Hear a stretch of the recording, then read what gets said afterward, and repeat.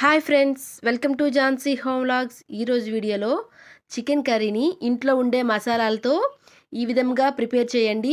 అస్సలు నీచు వాసన రాకుండా ఎంతో సాఫ్ట్గా టేస్టీగా ఉండే చికెన్ కర్రీని ఎలా ప్రిపేర్ చేయాలో ఈ వీడియోలో చూపిస్తున్నాను. ఈ చికెన్ కర్రీ రైస్, రోటీ, బిర్యానీకి కాంబినేషన్గా అయితే చాలా బాగుంటుంది. మీరు కూడా ట్రై చేయండి.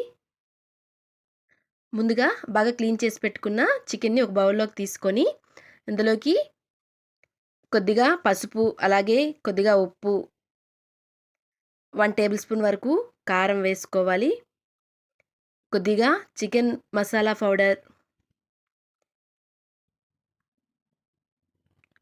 అలాగే కొద్దిగా పెరుగు,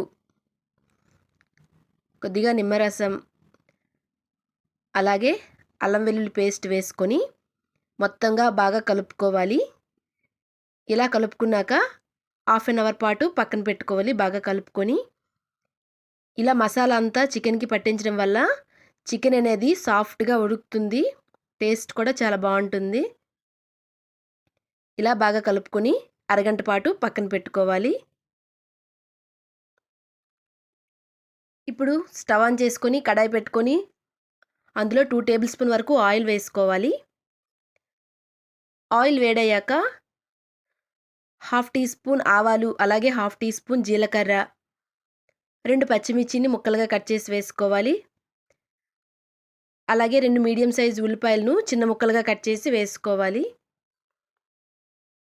ఇలా ఇప్పుడు ఒకసారి బాగా కలుపుకుంటూ మంటను లో టు మీడియం ఫ్లేమ్ అడ్జస్ట్ చేసుకుంటూ ఉల్లిపాయ ముక్కలను గోల్డెన్ కలర్ వచ్చేంత వరకు వేయించుకోవాలి. ఇలా వేయించుకున్నాక చూడండి, వీడియోలో చూపిస్తున్నట్లుగా ఉల్లిపాయలు కలర్ చేంజ్ అయ్యాక ముందుగా మనం కలిపి పెట్టుకున్న చికెన్ అయితే ఇందులో వేసుకోవాలి. ఇలా వేసుకున్నాక మంటను లో ఫ్లేమ్లో ఉంచుకుంటూ 15 నిమిషాల పాటు చికెన్ పచ్చివాసన పోయేంత వరకు వేయించుకోవాలి. నిమిషాల తర్వాత చూడండి, చికెన్ అనేది బాగా ఫ్రై అయ్యింది. ఇప్పుడు ఇందులోకి ఒక మీడియం సైజ్ టమాటాను చిన్న ముక్కలుగా కట్ చేసి వేసుకొని టమాటా కూడా మగ్గినంత వరకు 15 నిమిషాల పాటు లో ఫ్లేమ్లో ఉంచుకుంటూ కుక్ చేసుకోవాలి. ఇప్పుడు 10 నిమిషాల తర్వాత కంప్లీట్గా కుక్ అయింది. ఇప్పుడు ఇందులోకి మనకి గ్రేవీ కన్సిస్టెన్సీ బట్టి వాటర్ అనేది యాడ్ చేసుకోవాలి. నేను ఇక్కడ ఒక గ్లాస్ వాటర్, మరి కొద్దిగా వాటర్ని అయితే యాడ్ చేసుకున్నాను.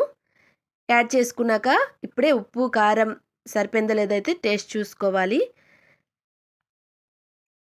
కారం, సాల్టు, అలాగే కొద్దిగా చికెన్ మసాలా పౌడర్ని అయితే వేసుకొని మరొకసారి బాగా కలుపుకుంటూ మంటను medium to high flame adjust చేసుకుంటూ కర్రీని అనేది కుక్ చేసుకోవాలి.